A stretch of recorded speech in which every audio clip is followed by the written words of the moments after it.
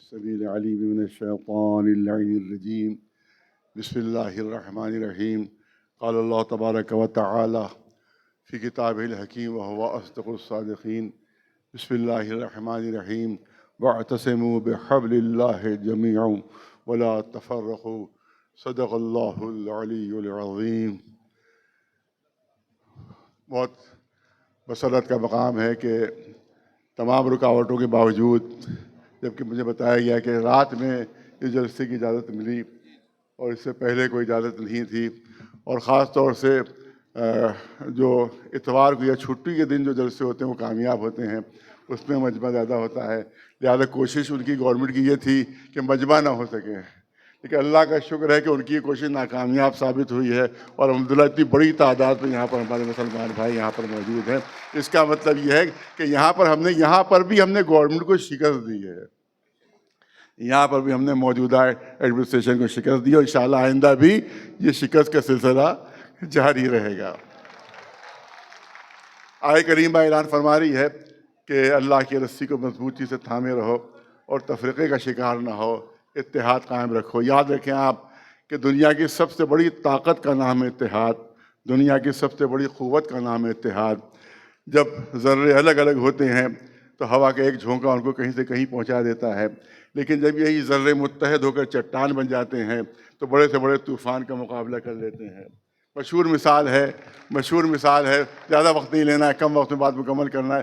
مشہور مثال ہے کہ جب انگلیاں الگ الگ ہوتی ہیں تو ایک بچہ بھی اس انگلی کو موڑ دیتا ہے، لیکن جب یہی انگلیاں متحد ہو کر گھونسا بن جاتی ہیں تو دشمن کا جبڑا ٹوٹ جایا کرتا ہے۔ لہذا یہ گھونسا ہمیں استعمال کرنا ہے، مگر کس کے خلاف؟ فرقے کے خلاف نہیں، فرقہ پرستوں کے خلاف۔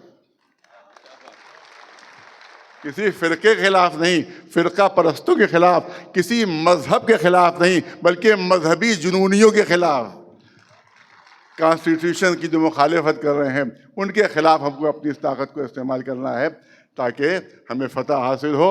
اور آپ یاد رکھیں کہ اقبال نے کہا ہے کہ نگاہ مرد مومن سے بدل جاتی ہیں تقدیریں، نگاہ مرد مومن سے بدل جاتی ہیں تقدیریں۔ جب نگاہ مرد مومن سے تقدیریں بدل سکتی ہیں تو حکومتیں بھی بدل سکتی ہیں،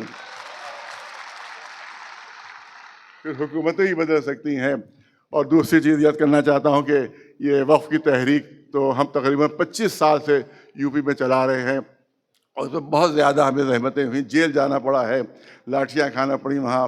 اسی طرح سے وہاں پر ہمارے 2 لوگ ماہ رمضان میں شہید بھی ہوئے اس میں، لیکن ہم پیچھے نہیں ہٹے، اور وہاں جو حکومتوں نے قبضے کیے ہماری جائیدادوں کے اوپر، وہاں پر نہرو بھون جو ہے وہ بنا ہوا ہے وقف کی جائیداد کے اوپر، وہاں پر گاندھی اندرا بھون بنا ہوا ہے وقف کی جائیداد کے اوپر، وہاں کے اوپر جنگل ڈپارٹمنٹ بنا ہوا ہے وقف کی جائیداد کے اوپر، نہ کوئی کمپنسیشن دیا گیا، نہ اس کے سلسلے میں کوئی کارروائی کی گئی۔ اس کے خلاف ہم نے احتجاج کیا، جس کے خلاف ہماری پٹائی بھی ہوئی۔ وہاں پر دہلی میں 123 جو اوقاف کے اوپر غاصبانہ قبضہ کیا گیا، اس کے خلاف بھی ہم نے احتجاج کیا۔ تو احتجاج ہمارا شروع سے جاری ہے، لیکن اللہ کا شکر ہے کہ اب مسلمانوں میں بیداری ایسی پیدا ہو گئی ہے کہ تمام فرقے متحد ہو گئے ہیں اور ایک جھنڈے کے اندر متفق ہوئے ہیں، اور وہ ہے مسلم پرسنل بورڈ کا جھنڈا۔ اور ہم سمجھتے ہیں کہ اتحاد باقی رہا تو کامیابی ہمارے قدم چومے گی۔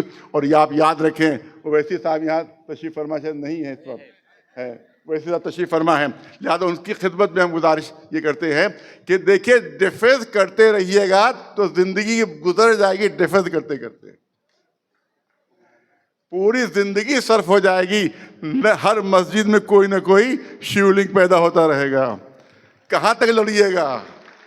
ہر مسجد کے نیچے کوئی نہ کوئی مندر ڈھونڈتے رہیں گے۔ یہ بھی عجیب چیز ہے۔ اب ظاہر ہے کہ ہلکا سے اشارہ ہی کرنا ہے کہ ہر جگہ ان کو ہر فوارے میں شیولنگ مل جاتا ہے ان کو۔ جب بھی کوئی فوارہ بنے گا تو کچھ نہ کچھ شباہت تو پیدا ہی ہو جاتی ہے۔ لہذا ہم تو سمجھتے ہیں کہ اگر یہ وہاں وائٹ ہاؤس میں بھی جائیں گے تو وہاں کے فوارے کو دیکھ کر بھی کہیں گے تو یہ تو شیولنگ ہے، یہ تو ہمارا مندر ہے۔ لہٰذا یہ عجیب مشکل ہے کہ صاحب ہر جگہ ان کو شیولنگ دکھائی دے جاتا ہے، تو کب تک لڑتے رہیں گے؟ کب تک ڈیفینس کرتے رہیں گے؟ میں نے کہا مضبوط وکیلوں کی ضرورت ہے، مضبوط۔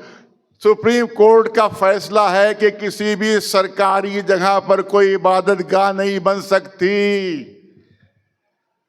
اور کوئی کوتوالی ایسی نہیں ہے کہ جہاں پر مندر نہ بنا ہو، کوئی تھانہ ایسا نہیں جہاں پر مندر نہ بنا ہو، کوئی ایسی جگہ نہیں ہے سرکاری، کوئی اسپتال ایسا نہیں کہ جہاں پر مندر نہ بنا ہو، کوئی اس طرح کی سرکاری زمین ایسی نہیں ہے کہ جہاں پر مندر نہ بنا ہو۔ اس مندر کے خلاف نہیں جانا ہے ہمیں، ورنہ فوراً فساد پیدا کر دیا جائے گا۔ ہمیں ہائی کورٹ پہ اس لیے جانا ہے کہ اس مندر کے برابر ہمیں ایک مسجد کی بھی جگہ دی جائے، ایک گرودوارے کی جگہ بھی ملے، اور ایک کسی ہر مذہب کے جتنے لوگ ہیں ان سب کو وہاں پر جگہ دی جائے۔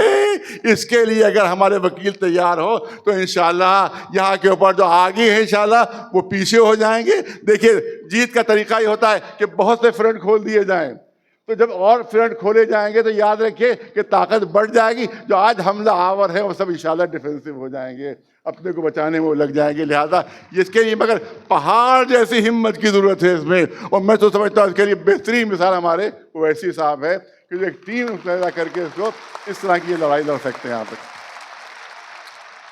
آپ دیکھیں لکھنؤ میں کیا ہو رہا ہے۔ لکھنؤ